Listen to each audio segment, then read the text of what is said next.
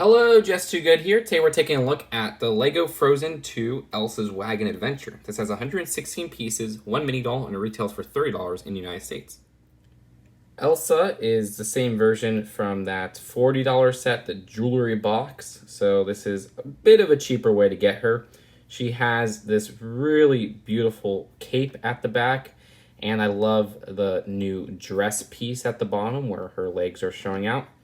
Beyond that, not too much else super interesting with this. It's Elsa, and I still wish that hairpiece was more of a white than a blonde.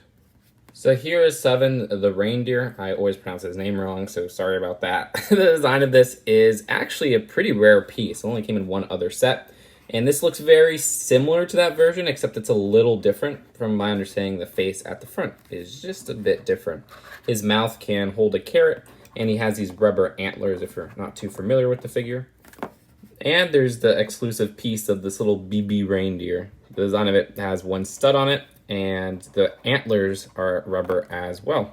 It's an interesting piece overall. So this set has a bunch of scattered different builds. The first of which is a reindeer drawn carriage. Pretty standard build for an animal drawn carriage. I mean, it uses all the pieces you'd expect in one that is guided by a horse, where there's that mini ball joint to give it that free range motion on turns and everything. And the actual carriage itself is a bit more blocky than I would expect. It looks more like a baby carriage than anything, but I guess that's just because it is a junior set. There are some interesting prints on it. I like this one at the front.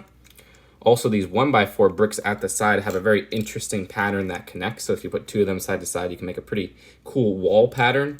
There's a little, basket to hold a carrot, and you have a space to fit two mini dolls, even though only one mini doll is included in this set. And of course, just attach that to Savon's little connection. And if you want to modify it so that you just have Savon alone, they give you an extra 2x2 jumper, and you just put that in the center there. Then put this piece over there, and now Savon could stand on his own. This little baby reindeer stable has some pretty interesting pieces to it. I really like this corner design of the tree trunk, which has these pieces already sticking out. It's not like built into it or anything. I could see that being useful in certain mocks. And that only comes in the Enchanted Treehouse, from my understanding. I don't think it's even from LEGO Elves, because some of these pieces are from LEGO Elves, or at least throughout this Frozen 2 line. I don't know specifically about this set, so I'm not super familiar with them.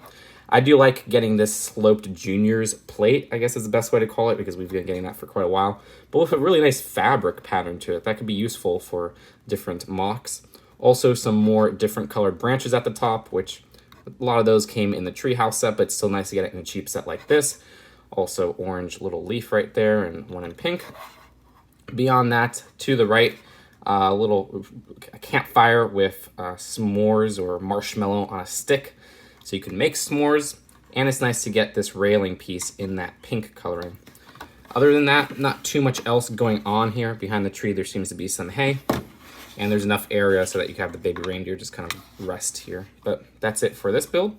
And wrapping up the builds, there's some more small side builds. This seems to be a little picnic design. Love that 2x4 printed piece there. That's probably my favorite part in the whole set. It's just super cool in its pattern, and I can see use of that outside of this in many scenarios. Beyond that, there's a little 2x2 with a gem on it and a jumper, and then another stable-esque build with some more hay. But that is it for the builds of the set. Let's take a look at the packaging and then the fun verdict. The box for this is a $20 box size for a $30 set, but that's just something that's pretty consistent with the Disney Princess sets. And you can see on the back some play features and everything. And the instructions don't have anything too interesting in them, aside from the other sets. Same little ad for the bunch of other sets for Frozen 2. So overall, if there wasn't Anna's Canoe Adventure in the wave, I think I would like this just a little bit better and still think it's overpriced. But since that set exists, I think this set is pretty bad compared to that one. That one is $10 cheaper and has a much more interesting and unique build, and just about the same amount of weird and exclusive and useful prints. This one does have different prints from that one though, and there are some really cool ones in here that I haven't seen in other sets. There's also some interesting pieces like the little baby reindeer and another Savon, which we haven't gotten that character since 2016.